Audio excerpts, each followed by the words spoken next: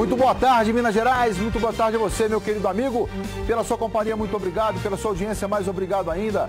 Eu sou Stanley Guzmán e a partir de agora, toda a equipe de jornalismo da TV Alterosa, nós pretendemos juntos fazer o Alterosa Alerta e eu quero convidar você a participar conosco desse momento tão importante que é para a minha vida estar aqui apresentando esse programa para você que já estava aí, conforme eu recebi as mensagens, todos ansiosos para que a gente possa começar o nosso bate-papo de todas as tardes, né? Pela sua companhia, muito obrigado. Pela sua audiência, mais obrigado ainda.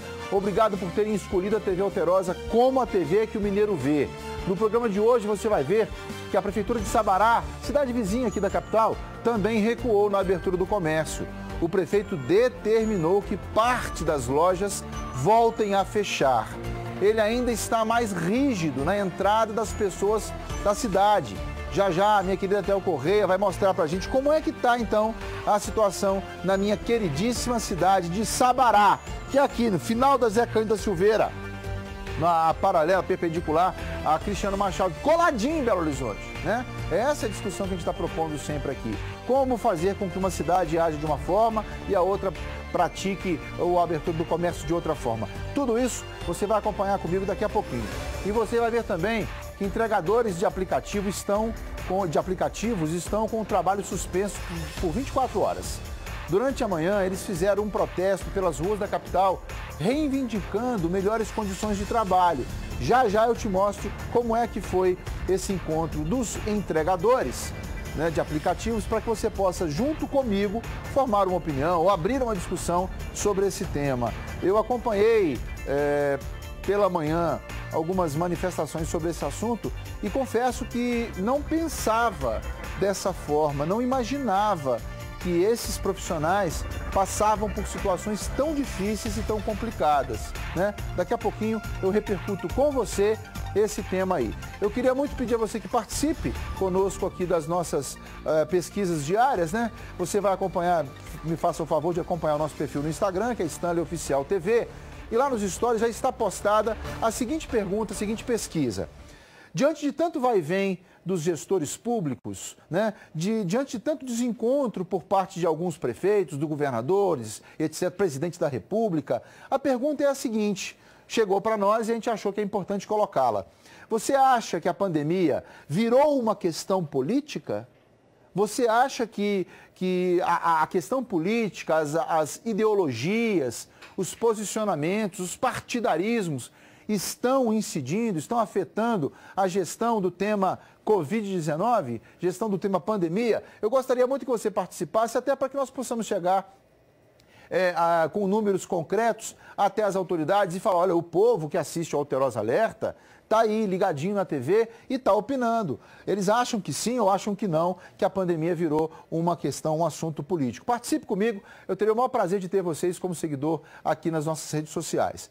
Deixa eu fazer o seguinte, é muito bom para mim, como eu faço todas as tardes, apresentar para você o número de pessoas curadas da Covid-19 aqui no mundo, no Brasil, Minas Gerais, BH, está aqui, ó, curados Covid-19 no mundo.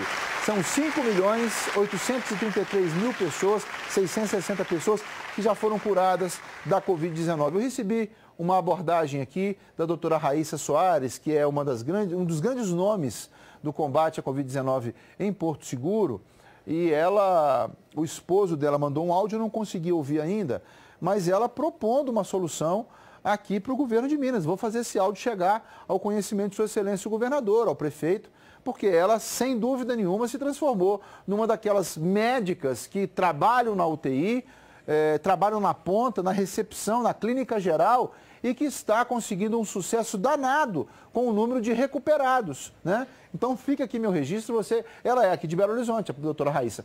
Você que é familiar da doutora Raíssa, faça chegar até ela o fato de que nós mencionamos a abordagem que ela fez a mim e que eu farei pessoalmente chegar até o conhecimento de Sua Excelência o Governador, Sua Excelência o Prefeito, os prefeitos aqui de Minas Gerais, tá certo? Vou publicar já nas minhas redes sociais. Mas seguimos lá, no Brasil, 790.040 pessoas, 790.040 pessoas curadas no Brasil. A fonte é a Secretaria de Saúde do Estado, a arte do meu querido Iago Davi. E agora nós vamos aos números de Minas Gerais. Os números de Minas são os seguintes. Previsão do pico da doença permanece no dia 15 de julho, ou seja, de hoje a 15 dias, né? Contando o dia de hoje, nós temos 47.584 casos confirmados. Entra aquela questão da política adotada pelo governador de investir mais em respiradores, em infraestrutura, do que investir mais em testagem, em números de teste. Então a gente sempre questiona, será que são só 47.500 pessoas realmente com Covid-19? Tem mais pessoas com Covid-19? Mas como a política adotada pelo governo do estado é de não testagem em massa ou não testagem localizada, a gente trabalha com o número oficial que é de 47.584. Em acompanhamento, são 18.665 pessoas que estão em acompanhamento, né? Lamentavelmente, 1.007 pessoas já morreram da Covid-19 e 27.912 pessoas estão curadas, né? O número de pessoas recuperadas que receberam alta hospitalar ou cumpriram o isolamento domiciliar de 14 dias é de 27.912, tá? O estado tem hoje 47.584 pessoas confirmadas. O número de pacientes que estão doentes em acompanhamento é 18.995. O número de mortes, como eu disse, é de 1.007 casos. 42 óbitos a mais que ontem. Nenhum, porém, nas últimas 24 horas. Ou seja, 42 óbitos foram confirmados na tarde, tiveram seus exames publicados na tarde de ontem. Mas o óbito, de fato e de direito, aconteceu há dias atrás. O resultado da dúvida que havia e foi retirada por conta da confecção do teste da Covid-19, atestou, e ontem tivemos 42 casos confirmados, mortes confirmadas, ainda que não ocorridas nas últimas 24 horas. Vamos ver Belo Horizonte? Vamos? Como é que está a capital dos mineiros? 5.771 casos confirmados, 143 mortes que nós lamentamos, 144 mortes que nós lamentamos muito. Os números de Belo Horizonte dão conta que 8 novos casos foram registrados aqui na nossa capital. Na região metropolitana, somente Contagem registrou novos óbitos.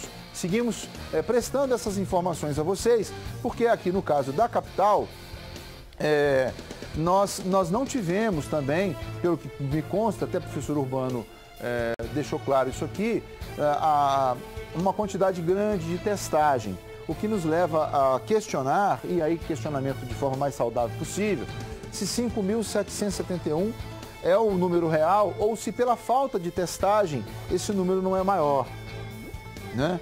Porque aqueles que foram testados e deram positivo são 5.771 pessoas. E nesse período de mais de 100 dias, nós tivemos 144 mortes confirmadas. Esses são os números da Covid-19 aqui na capital dos mineiros. Eu tenho o comitê gestor da Covid-19 aqui de Belo Horizonte, apresentou para nós hoje pela manhã um gráfico, ou gráficos, que dão conta de como tem sido a gestão da curva, as taxas de óbito por Covid-19 em cidades com mais de 1 milhão de habitantes, tá, gente? Então tá aqui, você tem, olha, Belo Horizonte, até 29 de junho esse número. Você tem aqui embaixo, só para vocês entenderem. Eu vou ler, não precisa fechar não. Belo Horizonte, Porto Alegre, Curitiba, Goiânia, Brasília, Campinas, São Gonçalo no Rio de Janeiro, Salvador na Bahia, Guarulhos em São Paulo, a cidade de São Paulo, Maceió em Alagoas, São Luís no Maranhão, Manaus no Amazonas, a cidade do Rio de Janeiro, Recife em Pernambuco, Fortaleza no Ceará e Belém no estado do Pará. Essas são as linhas, tá? Esse quadro aqui em azul são essas cidades que eu citei. Então é o número de mortes por milhão de habitantes. Minas Gerais está com 5,2. Belo Horizonte, capital, 5,2 número de pessoas por 100 mil habitantes, enquanto o Pará com 127,1. A cidade de Belém do Pará, tá, gente? Eu tô falando estado, mas aqui são cidades com mais de 1 milhão de habitantes, então me desculpem, tá? Tanto é que tem São Gonçalo aqui, que não é a capital do estado do Rio de Janeiro, mas é uma das cidades da região metropolitana que tem mais de 1 milhão de habitantes. Então esse número dá conta de como Minas Gerais se posicionou bem, se é que eu posso chamar assim, né? Se posicionou bem. Belo Horizonte, tá? Desculpa, eu tô falando Minas Gerais, mas é Belo Horizonte. Cacoete meu.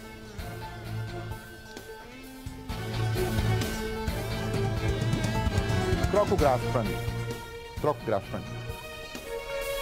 Espera só um pouquinho. Dá licença um pouquinho vocês aí embaixo, por favor. Por favor. Dá licença aí embaixo. Estou me confundindo a cidade com o estado. Será que não é possível confundir? São cidades com mais de 1 milhão de habitantes. Tá certo, gente? Em Minas Gerais, a cidade em voga é Belo Horizonte. Ok? A cidade em voga em Minas Gerais é Belo Horizonte. Então, Belo Horizonte está muito bem posicionada dentro dessa perspectiva de óbitos por Covid-19 entre as capitais. E a variável é de 100 mil habitantes. Isso foi atualizado agora em 29/6/2020. Na minha interpretação, isso dá conta de que a política pública aplicada em Belo Horizonte atende ou está atendendo de forma satisfatória o combate à Covid-19. Né? A Covid-19 está tendo sim um atendimento muito eficaz e eficiente. A política pública adaptada à nossa capital, que tem mais de 1 milhão de habitantes, essa política pública está sendo adequada. O comitê gestor está fazendo um trabalho que, e quando o assunto é Covid-19, tem alcançado, sem dúvida nenhuma, um valor de combate à Covid muito grande. E é isso que nós queremos deixar destacados. Né? Os gráficos dão conta, e eu vou espalhar esses gráficos aí na minha rede social, para que vocês possam ter a percepção de quando o assunto é combate à Covid-19, quando o assunto é combate à Covid-19, a cidade de Belo Horizonte, no estado de Minas Gerais, tem dado um exemplo muito satisfatório, tá certo? Então, estão aqui os gráficos, Mato Grosso, Campo Grande no estado do Mato Grosso, Florianópolis em Santa Catarina e assim Belo Horizonte aqui em Minas Gerais, dão conta de que, e eu não posso comparar em hipótese alguma o estado do Mato Grosso, sobretudo a cidade de Campo Grande, a Florianópolis, no estado de Santa Catarina, com Belo Horizonte. O número de pessoas é muito maior aqui na nossa capital do que nessas outras que eu citei anteriormente, né? Então, Belo Horizonte está de parabéns quando o assunto é combate e gestão da Covid-19, tá? Vamos lá, então. A gente quer saber de você sobre a pandemia. Você acha que ela virou um assunto político? Você acha que ela virou uma briga política? Acesse os stories do @StanleyOficialTV, porque lá tem essa pergunta para você. Eu gostaria muito que você falasse. Até porque o momento agora é de nós sentarmos e conversarmos. É o momento que nós temos de encontrar o ponto de equilíbrio da realidade de cada um de nós. Né? Você está colaborando com o combate ao Covid-19? Você está colaborando com a gestão proposta pelo prefeito? É necessário que isso aconteça, e eu não estou recuando no meu posicionamento, mas é necessário que o diálogo aconteça, senão nós não poderemos questionar a falta de diálogo dos nossos gestores. Né? Precisamos conversar. Está aqui, ó. Você acha que a pandemia virou uma questão política? Sim ou não? Gostaria muito de saber a sua opinião sobre essa pergunta. Olha, e a Prefeitura de Sabará também recuou no isolamento social. A cidade está mais rigorosa na entrada de pessoas, controlando nas barreiras sanitárias e ainda voltou a fechar parte do comércio, deixando funcionar apenas o que eles consideram serviços essenciais. Né? Eu sempre ponderei para vocês aqui, essencial para mim é todo o serviço que sustenta a família de alguém de forma legítima e honesta. Acompanhe a reportagem de Etel Correia. Blitz sanitária na entrada da cidade. Motoristas parados respondem às perguntas dos agentes de saúde e têm a temperatura medida. Depois são orientados. Sempre medir 37 motor, procura lá um posto, tá bom? Nós estamos dando só orientação no momento devido à Covid, que aumentou muito aqui em Sabará. Não só em Sabará, em todos os municípios, né? A cidade histórica de Sabará voltou a fechar o comércio nesta quarta-feira. Apenas os serviços considerados essenciais podem funcionar. Mas mesmo assim, as ruas estavam cheias. Movimento grande nos bancos e nas praças. Tive que sair que eu fui no banco. Mas não está saindo, não? Não saio. Igual eu falei com você, o meu próximo ano meu é 10 e 20, então tem que ficar aqui. Aguardando a minha irmã. Mas tá saindo de casa todo dia? Não. Esse comerciante estava com meia porta aberta. Eu sou totalmente contra de fechar, porque a economia tem de girar. Todo mundo tem seus compromissos. Desculpa de eu não estar usando a máscara, porque senão eu não falo. O dono da ótica disse que concorda com o fechamento e que já ouviu falar de várias pessoas doentes na cidade. O pessoal tem que conscientizar que não pode, né? Você vê aqui muita gente andando. Podia todo mundo ficar em casa. A medida foi tomada após a Prefeitura identificar um aumento de 600% no número de casos da Covid-19 em apenas um mês.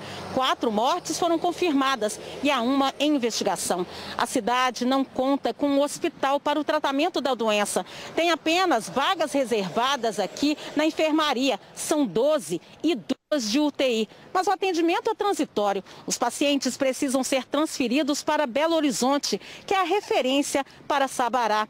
E se lá o sistema entrar em colapso, pessoas poderão morrer sem o tratamento que precisam. Segundo o coordenador do Comitê de Enfrentamento da Covid-19, nessa manhã, a taxa de ocupação desses leitos na UPA era grande. Das 12 vagas de enfermaria, 7 estavam preenchidas e uma de UTI. Dentro deste plano de contingenciamento, os nossos pacientes que são confirmados ou suspeitos, estão mais graves, precisam ser internados primeiramente em Belo Horizonte. Mas o município de Sabará já preparou essa resposta também dentro do nosso município, dentro de nossa estrutura. E vamos utilizando também à medida que, por exemplo, não conseguimos encaminhar rapidamente esses pacientes para a capital. O último boletim epidemiológico do município aponta que 219 pessoas tiveram diagnóstico positivo para o novo coronavírus.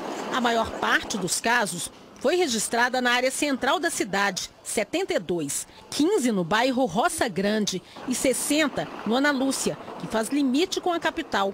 Os mortos tinham acima de 60 anos e comorbidades. Um lado é Belo Horizonte, outro lado é Sabará. Não adianta uma parte estar aberta e a pessoa atravessar a rua e encontrar do outro lado o comércio fechado. Ou seja, é uma lógica que precisa ser regionalizada para o enfrentamento racional dessa pandemia. Apesar do fechamento do comércio, flagramos pessoas nas ruas desapercebidas, sem usar a máscara. O comportamento da população é um dos itens que será observado no momento de tomada de decisão para a reabertura ou não do comércio. E aí eu preciso fazer justiça quando a gente ouve do prefeito da capital dos mineiros, de Belo Horizonte, que a preocupação dele não é só com o cidadão e o morador, o contribuinte de IPTU de BH. Porque, como disse até o Correia, um passo a mais você está em Sabará, um passo a menos você está em BH. Né? E isso acontece com Betim, isso acontece com Contagem, isso acontece com Ribeirão das Neves. Então, se não houver uma organização melhor por parte dos prefeitos, no sentido de alinharem os procedimentos, você vai sempre ser, digamos, mais simpático àquele prefeito que determinou que o comércio pode ficar aberto. Por quê? Porque é isso que é a demanda, desculpa, gente, dos comerciantes. Né? A demanda é essa, manter aberto. Então, eu tenho feito a leitura e a releitura sempre de que talvez seja essa questão que nós tenhamos que enfrentar. Né? Será que não seria oportuno quando você ouve o cidadão de Sabará falar assim: nós dependemos de Belo Horizonte? Ora bolas, se essa constatação do prefeito de Sabará existe, se os moradores de Sabará recorrem à infraestrutura hospitalar que está localizada em Belo Horizonte, por uma questão de humanidade, o gestor de Sabará precisa se alinhar com o gestor de Belo Horizonte. Não com uma imposição, não com um jogo de vaidades, mas sim por uma constatação operacional. Né? E eu digo isso de Contagem, digo isso de Betim. Não é porque o prefeito de Belo Horizonte, ele é a autoridade máxima da metropolitana, não. Mas é ele que tem aqui no seu município, quando vai se falar assim, olha, por exemplo, ontem à tarde, eu ouvi a seguinte frase numa rede de televisão. O Hospital Menezes, como é que chama? Eduardo de Menezes está com seus leitos Covid 100% tomados. Né? E ontem, um outro hospital, também aqui em Belo Horizonte, no final da tarde dizia, olha, o nosso leito de Covid está 100% tomado. De posse dessas duas informações, a gente começa a perceber que as cidades que não têm esse atendimento direto precisam se alinhar com o prefeito da capital. Porque senão, quando as pessoas vierem do interior e pararem suas ambulâncias aqui na porta dos nossos hospitais e não tiver leito para eles, e não tiver leitos de UTI para eles, nós vamos sim começar a protagonizar imagens que vimos nos Estados Unidos, vimos na Europa toda, como um todo, Espanha, França, Alemanha, Portugal, Itália, aquela fila de ambulâncias com pessoas precisando de leitos de UTI e não tendo. Então, tem razão nesse ponto tem razão o prefeito de BH, porque ele precisa gerir a capital dos mineiros, que é Belo Horizonte, mas precisa ficar de olho na gestão dos prefeitos do entorno, sob pena de ele amanhã ou depois coisa lá. Morreram pessoas em hospitais em BH porque não tiveram atendimento. Ora bolas, esse cidadão, apesar de mineiro, apesar de meu irmão, ele pertence a Sabará. E Sabará não fez a gestão adequada. Exemplo, né, gente? Então é essa ponderação que eu acho que está faltando. E se está faltando a ponderação, está faltando o alinhamento, sobretudo de discursos, né? E ontem, numa entrevista do prefeito Calil a uma rádio aqui de Belo Horizonte, ele deixou isso muito claro. Daqui a pouquinho nós vamos falar sobre isso, tá? Ele falou também conosco no estado de Minas. E aqui em BH, o fechamento do comércio tem deixado os lojistas preocupados com a situação econômica. O funcionamento dos serviços considerados pelo prefeito como essenciais tem dividido as opiniões dos belo-horizontinos. Quem mostra pra gente é a competente Larissa Pimenta, na tela. A senhora é contra ou a favor do fechamento do comércio? Eu sou contra, porque as pessoas precisam de alimentar. E sem o trabalho, ela não tem como alimentar. E ninguém quer viver de bolsa de governo, não. Alimentação, supermercado, essas coisas. Mas no mais, o resto necessário, eu acho que deveria estar tudo fechado.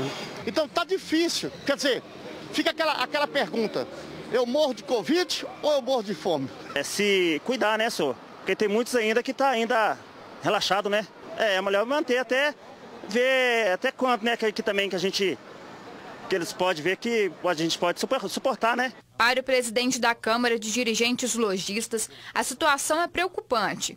Os comércios não têm condições de ficar mais tempo fechados. Essas empresas possivelmente não estão conseguindo fazer seu fluxo de caixa, então não vão conseguir pagar suas contas e não vão conseguir manter seus funcionários. A gente precisa que o prefeito Calil cumpra o que ele prometeu, fazer mais leitos de UTI e mais leitos de enfermaria. Esse investimento é muito mais barato de fazer agora do que uma recuperação da economia daqui a uns 2, 3 meses, que vai ser uma tragédia muito grande na nossa cidade. A decisão para fechar os serviços não essenciais partiu de um estudo do Comitê de Enfrentamento à Covid-19 da Prefeitura de Belo Horizonte, como os dados de ocupação de leitos, de UTI e enfermaria, além do número de transmissão do vírus. Nós achamos melhor fechar porque como o vírus se transmite por aglomerados, seja no trabalho, seja no transporte público e etc., seria uma forma de distanciar as pessoas e, portanto, diminuir a chance de transmissão viral. Aí você começa a dessaturar o sistema, a taxa de transmissão volta a valores anteriores, e aí você então começa a repensar na possibilidade de reabrir. O objetivo do comitê é propor um período de abertura e fechamento dos serviços na capital até que surja uma vacina eficaz ou que a população tenha imunidade de rebanho. A partir do momento que um percentual da população já está infectado, curado e, portanto, desenvolvendo os seus anticorpos, está imune, que nós chamamos de imunidade rebanho, é um mínimo de pessoas que, quando já imune, protege as que ainda não tiveram. E aí, nesse caso, agiria-se como uma vacina também. E aí, nesse caso, se nós atingirmos essa imunidade de rebanho com o andar dos meses, certamente esse movimento de ida e volta, de abertura e fechamento não será mais necessário. Eu queria muito convidar mais uma vez, se ele tiver agenda, meu querido professor Estevão Urbano, que sempre que vem aqui dá um show de informação, porque na entrevista dele a Larissa Pimenta, ele diz assim, abro aspas, nós estamos em busca ou aguardando que se realize o efeito rebanho, o efeito manada lá, o rebanho, né? E aí isso significa que as pessoas pegaram e já se ambientaram nesse momento de pandemia. Primeiro passo. O segundo passo é a criação da vacina. A considerar a fala do secretário de Saúde anteontem, ele disse que espera essa vacina para maio do ano que vem. A considerar as últimas informações, em outubro ou novembro, o Brasil receberia algo em torno de 15 milhões de doses. A considerar que Minas Gerais, que Belo Horizonte não tem como primor, como vetor de atuação com a Covid-19, a questão da testagem em massa ou a testagem qualificada, como defende o professor Urbano, como é que nós vamos equilibrar o comércio? Como é que nós vamos equilibrar o comércio com a pandemia? Quando, como, qual a forma que nós vamos fazer para desenvolver uma atividade comercial sustentável que dê conta de suportar, ainda que de forma mínima, a economia dos mineiros, de Belo Horizonte sobretudo, que a fala é de Belo Horizonte, com a responsabilidade e a excelência no combate à Covid-19. Esse é o buraco negro, é o vão, é o ponto de desequilíbrio do discurso, professor Urbano. Esse é o ponto de desequilíbrio do discurso. Eu concordo com o senhor que temos que ter a prudência de aguardar a vacina ou o efeito rebanho, né? A contaminação aí sustentável, digamos assim, ou suportável, mas a gente dá um pulo de uma hora para outra para um outro assunto, que é o comércio, sem que haja uma ligação sólida, né? Então eu queria convidar o senhor mais uma vez aqui, porque de posse das informações que chegam para nós, e considerando a última entrevista do prefeito na sexta-feira passada, esse tema que nós estamos enfrentando, a fase 0, ela é por tempo indeterminado. Eu não me sinto à vontade para poder falar para os meus telespectadores que BH estará como está agora por tempo indeterminado. Eu não me sinto à vontade para isso. Precisa de ser um dos senhores responsáveis pelo comitê a vir falar isso aqui no meu programa. Se eu disser, Alexandre Calil criticou os protestos que defendem a flexibilização do comércio em BH. O prefeito Calil voltou a dizer que, abro aspas, quem tem medo de buzina é cachorro distraído. Acompanhe. Deixa eu te... Primeiro é o samba do crioulo doido, né? Fora STF, é fora viva o Bolsonaro, queremos trabalhar, é fora Calil. Você tem que interpretar o que eles estão falando. Nós temos eleição, Berta. Não interessa se ela vai ser agora, vai ser daqui um mês ou 2. Eleição. Chega lá e vota. Chega lá e vota. Vota em outro. Porque no grito, eu já disse, repito, quem tem medo de buzina é cachorro distraído. E 200 pessoas gritando aqui... É para quem nunca foi presidente do Atlético, né? Que quando você saía do Mineirão, tinha 50 mil te esperando lá fora, que o resultado era ruim. Então, buzina e grito, o jeito de mudar o meu jeito é no voto. Tá aí. Ainda em entrevista exclusiva ao Jornal Estado de Minas, o prefeito Alexandre Calil chamou a atenção para a falta de mão de obra no setor de saúde. Para o prefeito, respiradores não salvam vidas, mas sim os médicos que fazem isso.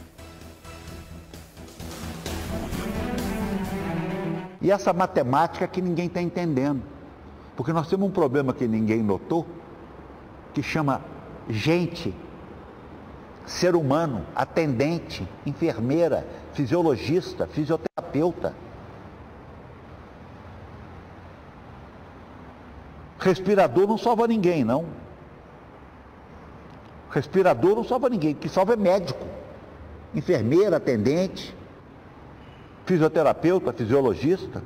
Então esqueceram que falta gente. O hospital está fechado, não é porque eles querem deixar fechado, não, é porque não tem material humano. Não tem gente. E nós preparamos a rede, quando nós suspendemos as eletivas, e debatemos muito o hospital de campanha de Belo Horizonte, porque o grupo que gere os hospitais de Belo Horizonte nos avisou o seguinte: não vai ter gente. Nós temos que contar com a nossa rede. E já temos em negociação redes particulares, porque lá tem recheio. O número é o seguinte: quanto custa construir o Hospital do Barreiro? 120 milhões. A cada 5 meses de funcionamento do Hospital do Barreiro, você pode construir um. Bem, essas são as palavras do prefeito Alexandre Calil ao seu jornal Estado de Minas na internet. E aí, entre as notícias mais lidas do Estado de Minas na internet está abertura ou lockdown em BH. Segundo o prefeito Alexandre Calil, os números da Covid-19 é que vão ditar os rumos dos próximos dias. Em entrevista exclusiva ao Estado de Minas, o prefeito avaliou a situação da pandemia na capital mineira. Quer ver a entrevista completa do prefeito de BH? Acesse em.com.br, que é o jornal Estado de Minas na internet. Meus amigos, eu quero pedir a vocês que participem comigo da pesquisa que está no ar, tá? No nosso canal no Instagram. Você acha que a pandemia se virou uma questão política? Se tornou uma questão política? Sim ou não? Qual é a sua expectativa diante de tudo que você ouve falar, diante daquilo que você participa, né, os desencontros, os encontros entre os prefeitos, entre os secretários de saúde? Você acha que esse assunto ganhou uma conotação política, sobretudo pela proximidade das eleições, aí, como bem posicionou o prefeito de Belo Horizonte? Responda sim, se você achar que tornou-se uma questão política, e não, se você achar que não houve nenhuma interferência política na gestão da pandemia. Eu aguardo a manifestação de vocês. A campanha Sinal Vermelho é uma nova ferramenta para as mulheres denunciarem as agressões que cresceram durante a pandemia. Isso mostra que elas ficaram mais protegidas dentro da própria casa. Olha só. Mais de 10 mil farmácias aderiram à campanha Sinal Vermelho, uma nova ferramenta para as mulheres que sofrem violência doméstica denunciarem agressões de maneira discreta. A mulher pode se dirigir a uma farmácia com um X vermelho na mão. Silenciosamente, ela é atendida pelo atendente da farmácia, farmacêutico, que vai, em outro gesto simples, discar para o 190 e ela informa o endereço e aí está feita a denúncia. É muito bom, por quê? Porque essa questão do silêncio na violência doméstica é muito presente. Às vezes o grito de socorro é silencioso e pode vir de um simples batom. Com a pandemia, muitas mulheres e crianças ficaram mais vulneráveis dentro da própria casa. Em maio, quando o isolamento social já durava mais de 2 meses, a quantidade de denúncias de violência contra a mulher por meio do 180, canal de denúncias do governo federal, deu um salto. Cresceu quase 40% em relação ao mesmo mês do ano passado. A mulher tem muita dificuldade de se reconhecer vítima, de procurar ajuda. Existe uma revitimização muito grande dentro da família, que fala, ele é um bom pai, ele é um bom marido, cumpre os deveres. E a mulher está derrubada, muitas vezes a violência de alma, que é a violência psicológica, ela não tem um contrapoio. Muitas pessoas ainda não conhecem a campanha, mas a repercussão é bastante positiva. Porque às vezes elas têm medo e um X já vai ajudar, né? Interessante, porque a pessoa vai poder saber, né? E vai poder tomar as devidas providências, né? É uma certa forma que ela tem para poder mostrar o que ela está passando sem se expor diretamente, né? Os estabelecimentos comerciais podem aderir à campanha acessando o site amb.com.br/sinal vermelho. A ponderação que eu faço sobre isso é toda e qualquer iniciativa que busque o equilíbrio ou a extinção da violência, seja contra qualquer pessoa, mas no caso sobre mulheres, vai precisar, obviamente, de contar com as forças de segurança, que infelizmente no nosso estado e no Brasil como um todo, não conseguem atender a todas. Então, mais do que a questão de posicionar com iniciativas espetaculares como essa, há que se cobrar, sobretudo as entidades que estão no fronte dessa discussão, há que se cobrar do governo do estado, dos prefeitos que têm as guardas civis municipais, uma gestão melhor, sobretudo desse ponto. Porque nós cansamos de noticiar aqui mulheres que foram até o juiz, que foram ao promotor, foram ao delegado, tiveram processos estabelecidos, tiveram ordens de afastamento dos agressores em relação às mulheres determinadas e daí dias depois elas estavam assassinadas dentro de casa. Então, segundo testemunhas, as vítimas já tinham sido ameaçadas por traficantes da região. Você acompanha o destaque aqui comigo, vem cá. Stanley, foram trazidos aqui para a Central de Flagrantes 1, no bairro Floresta, 2 homens suspeitos de envolvimento nesse duplo homicídio que aconteceu de madrugada no bairro Mariano de Abreu, na região leste de Belo Horizonte. Um terceiro homem, que também teria participado, ainda não foi localizado. Segundo informações do boletim de ocorrência, as vítimas, Shirley Onizete da Silva, de 33 anos, e Kelly Viana de Souza, de 35, foram mortas com vários tiros de pistola .45. Elas foram surpreendidas dentro de casa pelos criminosos que invadiram o local. De acordo com as apurações da polícia, as mulheres que seriam namoradas já teriam sido ameaçadas por traficantes que acreditavam que elas estariam dando informações a traficantes rivais. Ali na região há 2 grupos que participam do tráfico de drogas e que estariam em guerra. Então a motivação pode ter sido acerto de contas ou vingança. Os 2 homens presos, trazidos para cá, já têm passagens pela polícia. São eles Rafael da Luz Pereira, de 31 anos, com ficha criminal por roubo, e o Pablo Rodrigues de Almeida, de 21, com passagens por roubo, tráfico, porte ilegal de armas, receptação e homicídio. A polícia continua à procura do terceiro suspeito, que já foi identificado. Eu volto com vocês, Stanley. Obrigado, Etel Correia. Olha, um agente penitenciário foi preso ao tentar vender 6 lasanhas para detentos da penitenciária Nelson Hungria, em Contagem, aqui na Grande BH. O agente foi visto pelas câmeras de segurança deixando as marmitas em um tambor de lixo. Ele já estava sendo monitorado pelas equipes de inteligência do local. Tá aí, ó. Em nota, a Secretaria de Estado de Justiça e Segurança Pública informou que a atividade configura crime de corrupção.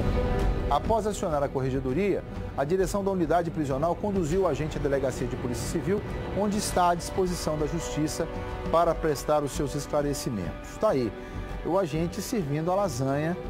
Eu espero que essa prisão aí, sem o tamborzinho, Thiago, não acabe em pizza. Essa que é a verdade.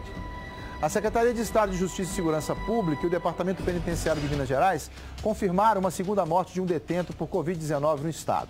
As informações é da Etel Correia. São da Etel Correia. Olha, a vítima foi identificada como Pedro Vitoriano de Souza. Segundo a Secretaria de Justiça, o homem havia sido preso no último dia 9 de junho e 10 dias depois começou a sentir os primeiros sintomas da doença: tosse seca e coriza. Ele ficou isolado e foi acompanhado por 4 dias na unidade de saúde do presídio. E depois foi levado para a UPA Oeste, de lá encaminhado para o Hospital Júlia Kubitschek, mas acabou morrendo no dia 28. Pedro tinha 77 anos e cumpria prisão temporária. Ele estava no Ceresp Gamileira. Segundo a secretaria, ele não tinha comorbidades. Ainda de acordo com a Sejusp, os 10 detentos que estavam na mesma ala que o Pedro estão isolados e sendo acompanhados pelo setor de saúde do presídio e vão passar por teste para Covid-19. A primeira morte havia sido registrada no dia 18 de junho. Vítima Antônio Pereira Nunes, de 67 anos, que cumpria a pena desde 2014. Ele era cardiopata e hipertenso e estava interno no presídio José Martinho Drummond em Neves. O detento recebeu o benefício da prisão domiciliar quando já estava internado com pneumonia, mas acabou morrendo na quinta-feira, dia 18. A Secretaria de Justiça informou ainda que 321 detentos em todo o estado têm a confirmação para a Covid-19. Desses, 320 estão assintomáticos ou com sintomas leves da doença e apenas um está internado. De acordo ainda com a Secretaria, os presídios têm passado por limpeza e desinfecção. Etel, você pontuou aí com muita propriedade que esse segundo caso no sistema penitenciário aqui de Minas Gerais dá conta de que foi um óbito de uma pessoa que não tinha comorbidades. Então, com todo respeito à família, esse é um caso, esse é um óbito que precisa ser entregue às autoridades científicas para que ela possa verificar qual foi o grau ou aonde a agressividade da Covid-19 aconteceu, como ela se desdobrou. Porque, como eu tenho repetido aqui várias vezes, as comorbidades têm potencializado a gravidade da Covid-19. Por consequência, as pessoas estão com imunidade mais baixa, estão com seus sistemas imunológicos afetados, comprometidos, seja por um câncer, por uma pneumonia, né? Aí a Covid vem, encontra aquele espaço ali de fragilidade e fraqueza e se apropria. Nesse caso, o detento, segundo informações da Etel, não tinha nenhuma comorbidade, não tinha nenhuma doença pré-existente. E a violência da Covid sobre ele foi muito grande, a ponto de vir a óbito. Então eu sugiro às autoridades do sistema de segurança, que são grandes profissionais, que façam um exame mais detalhado nesse senhor aí que faleceu, para que nós possamos entender um pouco mais, ou fomentar, entregar para a ciência um pouco mais de informação, quando o ponto, ou no ponto, é o fato de que alguém morreu sem ter comorbidades. Não é o primeiro, mas é o primeiro no sistema penitenciário em Minas Gerais. Portanto, merece sim toda a atenção. Pessoal, agora eu quero falar... Os policiais militares estão na linha de frente do combate ao novo coronavírus. Vocês vão ver agora os cuidados da corporação antes de ir para as ruas. Acompanhe. Para entrar na escola de formação de soldados da PM, que também é ponto de encontro de 2 batalhões virtuais, tem que aferir a temperatura. Outros cuidados são tomados, como a higienização das viaturas nas trocas de turno. Para evitar aglomeração, foi feita a separação por região para as chamadas dos militares antes de começar o serviço. No que tange ao público interno, desde o início a Polícia Militar distribuiu máscaras, álcool em gel, realizou diversas ações com vídeos ilustrativos para essa tropa saber como higienizar uma viatura, como cuidar do próprio fardamento. A gente sempre lança também pílulas semanais com dicas de segurança para esse policial militar, não só no seu resguardo, mas também no resguardo da própria família. Minas Gerais tem mais de 38 mil policiais militares na ativa. A corporação não informou quantos militares estão afastados por terem sido diagnosticados com o coronavírus. Um sargento morreu por causa da doença.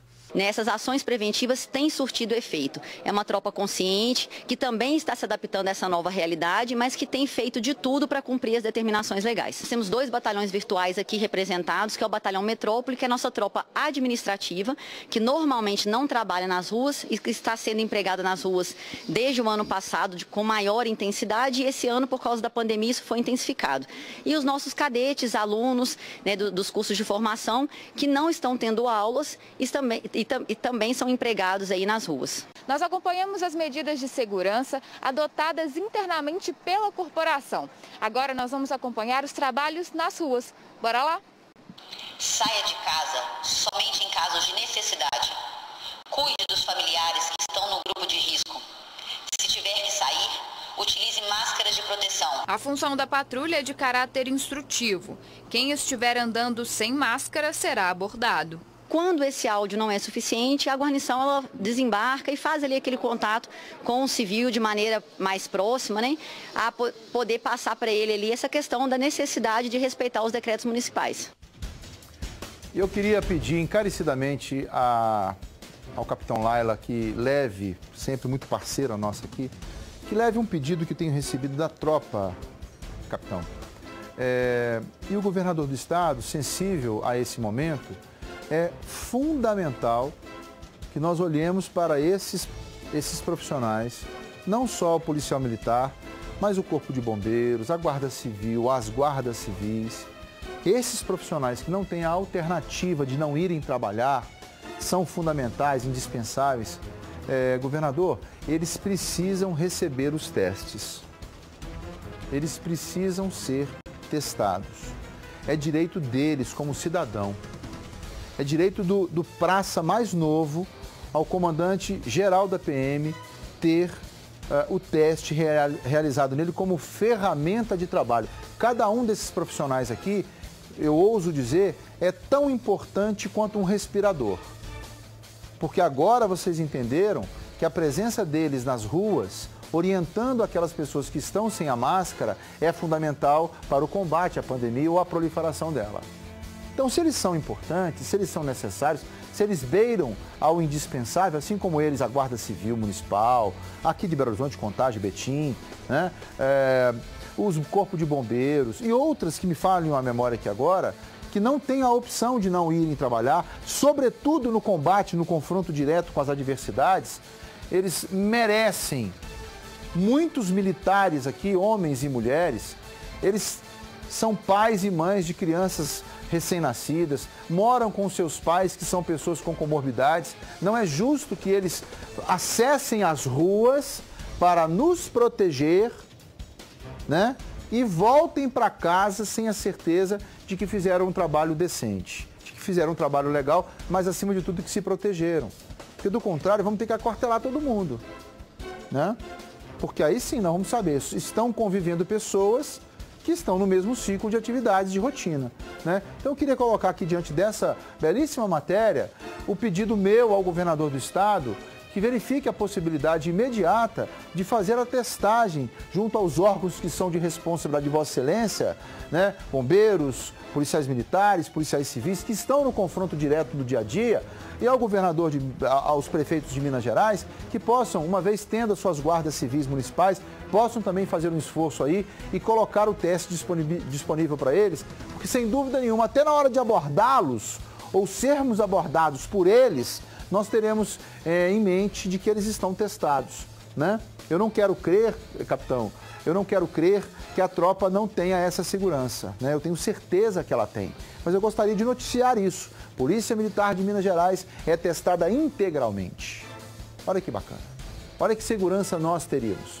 Porque se o policial sai de dentro do carro e o cara está sem máscara, se ele sai de dentro do carro, se ele não está levando uma máscara já preparada para poder dar para aquele cidadão que está sem, já é uma coisa a se pensar, né? Já é um projeto a se preparar. Agora, se ele está saindo para encontrar comigo, que tem a máscara no bolso, na hora que ele chega perto de mim, não, peraí, filho, eu entendi o que você quer, policial, eu entendi o que você quer. Só que qual a garantia que eu tenho de que você não está infectado, né? Então, a gente precisa saber ir um pouco além daquilo que é a boa prática. A boa prática requer para os outros, mas é necessária que nós façamos a nossa parte. E entre as notícias mais lidas do estado de Minas na internet está a seguinte: o governador Romeu Zema admite atraso salarial do funcionalismo, mas garante o pagamento até o fim de julho. O governador de Minas continuará com prioridade para servidores da saúde e da segurança pública. Quer mais detalhes sobre esse tema que interessa a todos nós? Acesse o Jornal Estado de Minas na internet, que é em.com.br, e fique por dentro dessas informações. Um carro capotou na manhã desta quarta-feira na Rua da Bahia, esquina com a Rua Fernandes Tourinho, no bairro de Lourdes, aqui na capital. De acordo com o Corpo de Bombeiros, o motorista de 26 anos não se feriu no acidente, mas teve dificuldades em sair do carro, já que a porta estava travada. Quando os bombeiros chegaram ao local, o rapaz já estava fora do veículo. O jovem dispensou o atendimento médico. Nós temos visto aí, ainda que em tempos de pandemia, pessoas dirigindo sem a prudência necessária. Não estou afirmando que é esse o caso, né? Mas os motociclistas estão acelerando demais, não estão respeitando as faixas próprias, estão ultrapassando achando que aquelas duas buzinadinhas, aquilo vai te dar passagem, não vai, né? Então eu queria mais uma vez pedir a todos vocês que estão saindo às ruas, dirigindo qualquer veículo que seja, né, que vocês tenham atenção redobrada. Não é o fato de ter menos pessoas na rua que te dá direito a acelerar mais, né? Entregadores de aplicativos se reuniram na manhã de hoje para protestarem por melhores condições de trabalho. Cerca de 200 pessoas se encontraram na Praça da Assembleia e seguiram até a Praça 7. Os participantes vão paralisar as atividades por 24 horas. Ou seja, se pedir comida aí, vai demorar a chegar, hein? A categoria também se queixa da falta de diálogo com os aplicativos e também com o poder público. O movimento, inclusive, reivindica uma reunião com a Prefeitura e com o governo do Estado para discutir a regulamentação da profissão de entregador. Vamos ouvir, então, um dos manifestantes? Vamos ouvir.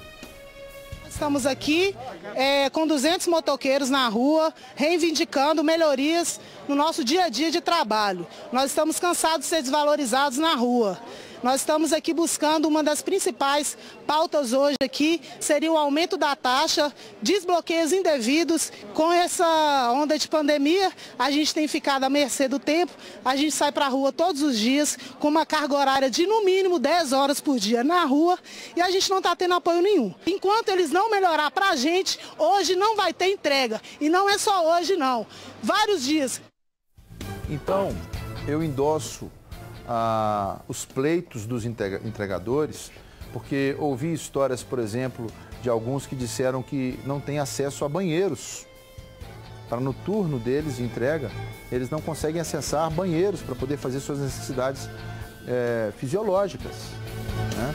Eles não têm acesso a um copo d'água direito, eles não têm acesso a uma série de coisas. Mas eu peço licença à entrevistada e quero dizer que esse é um ponto que precisa ser discutido primeiro com os comerciantes.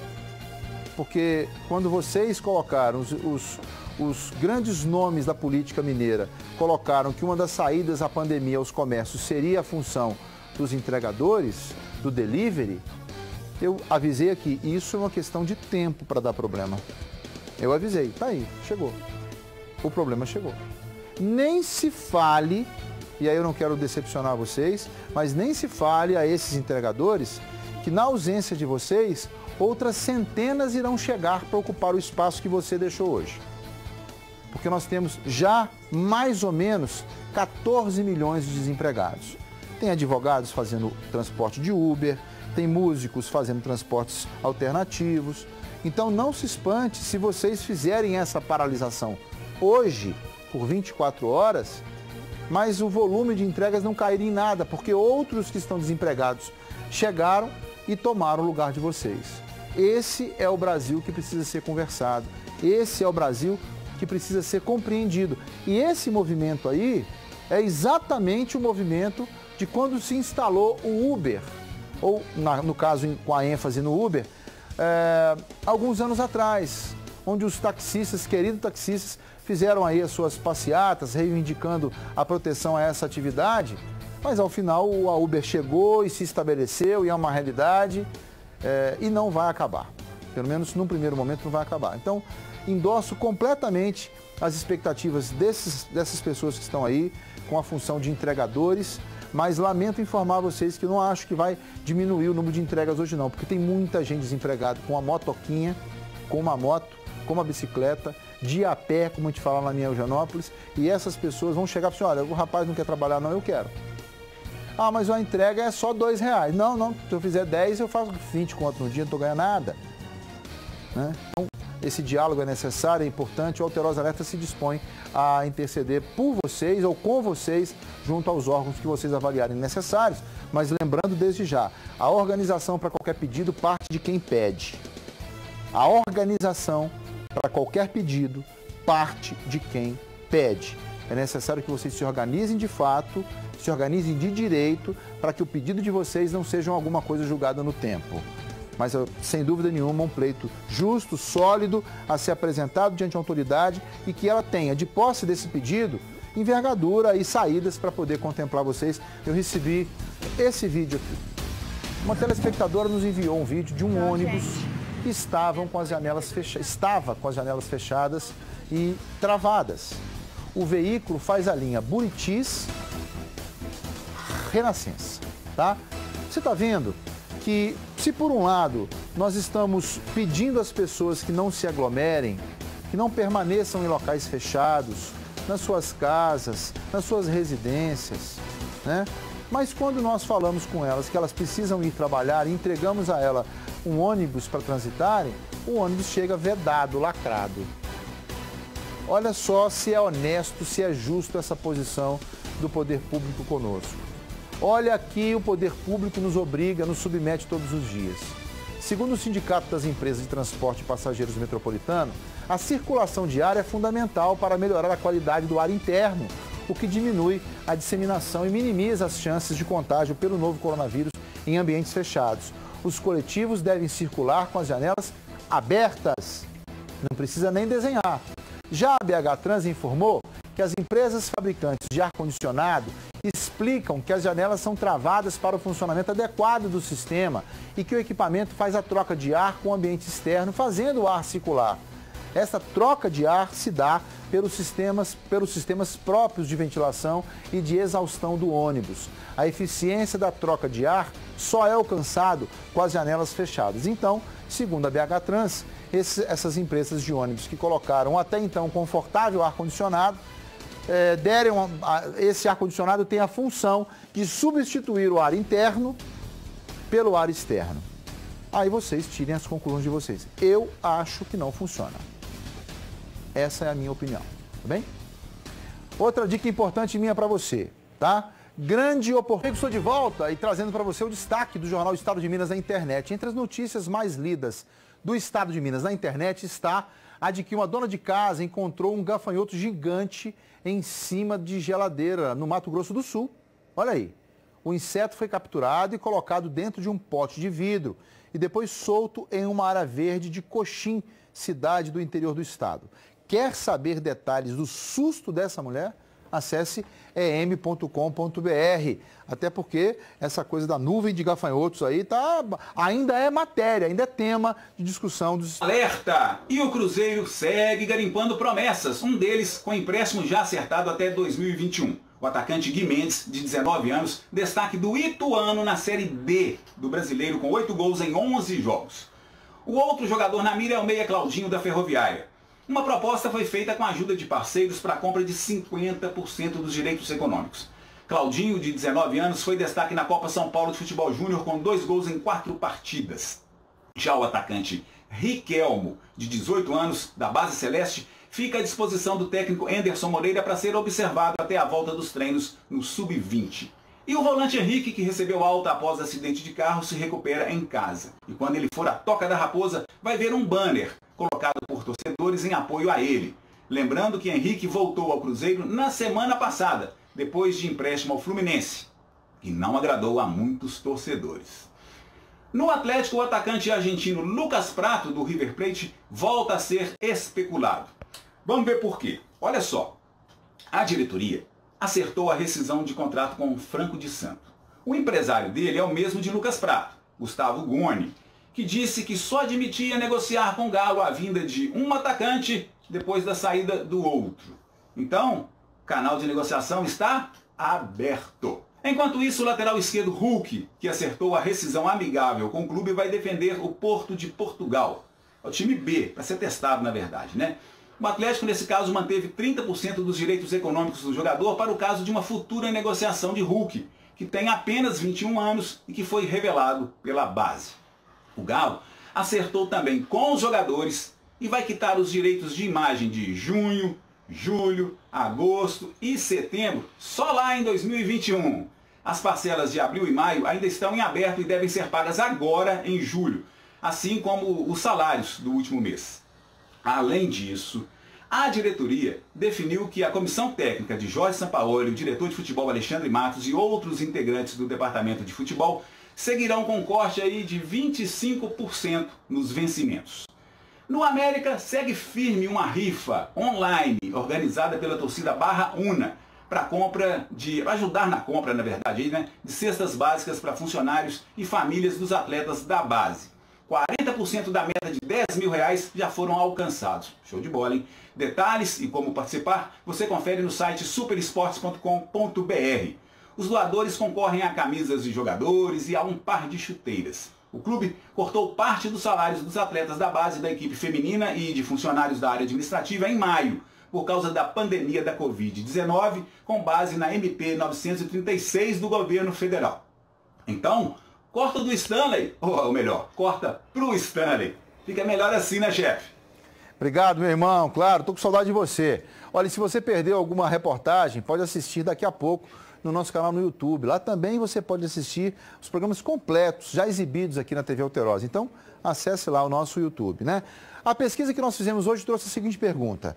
Você acha que a pandemia virou uma questão política? Sim ou não? 93% das pessoas que votaram responderam que sim, que acham que a pandemia se tornou uma questão política. 7% disseram que não há nada político no enfrentamento à Covid-19 aqui no nosso estado. Eu quero mandar um abraço grande para o Jairo Júnior, do bairro Floramar, que é telespectador do Alterosa Alerta aqui. Eu vou ficando por aqui, mas se Deus quiser, amanhã nós estaremos juntos de novo, passando o meu querido Jacinto Salviano, que é quente pelando também. Jacinto, um abraço grande para você, até amanhã, se Deus quiser, Minas Gerais.